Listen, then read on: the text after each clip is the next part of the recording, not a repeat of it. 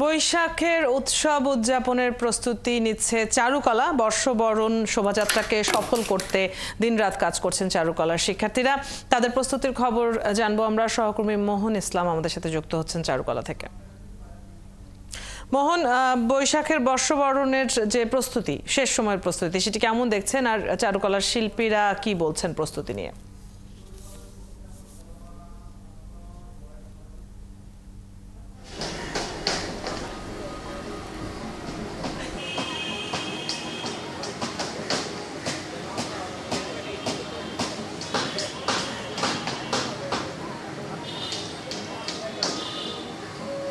অদিতি, বাংলা বর্ষবরণ 1432 উদযাপনে কিন্তু ব্যস্ত সময় পার করছেন চারুকলার শিক্ষার্থী থেকে শুরু করে শিল্পী যারা রয়েছেন সবাই।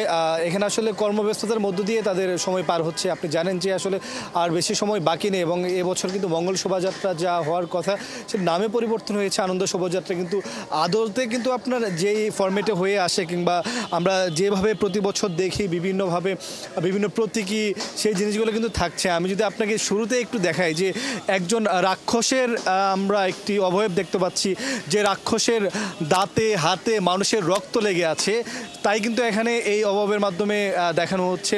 এবং এটার জোর প্রস্তুতি কিন্তু চলছে।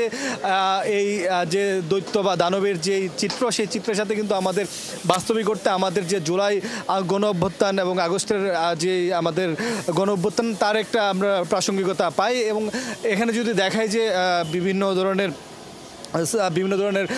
ভাস্কর্য তৈরি করা হচ্ছে, সে অর্থে আসলে যে বিভিন্ন ঐতিহাসিক জিনিস আমাদের দেশের ইলিশ মাছ, আপনি জানেন যে জাতীয় মাছ হিসাবে ধরা হয়, সেটার আমরা চিত্র কিন্তু দেখতে পাচ্ছি। এবং শিল্পীরা কিন্তু শেষ সময়ে এসে তাদের যেই শেষ যে চেষ্টা একটি বর্ষবরণকে আপনার সফলভাবে শেষ করা বা সফলভাবে উদযাপন করা, সেই কর্মব্যস্ততা কিন্তু তারা চেষ্টা করে যাচ্ছেন।